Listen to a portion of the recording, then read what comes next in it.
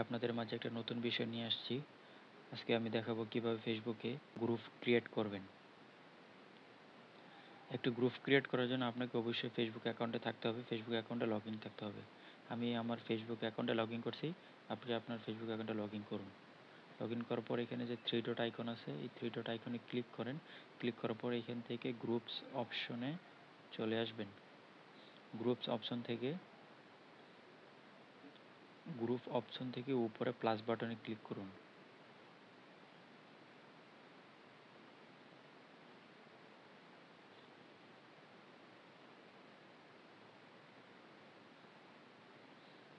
এখানে ক্লিক করার পর ক্রিয়েট গ্রুপ,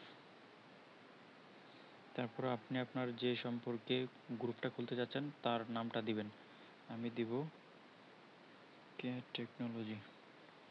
এখান থেকে আপনার গ্রুপটা কি প্রাইভেট হবে নাকি পাবলিক হবে সেটা আপনি এখান থেকে সিলেক্ট করে দিন।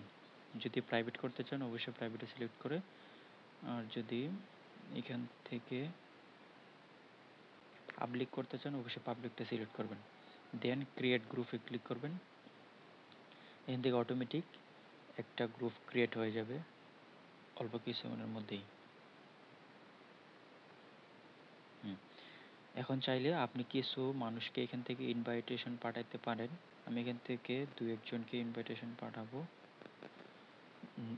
নেক্সটে ক্লিক করব, নেক্সটে ক্লিক করব, দেন ক্লোজ, কনফার্ম।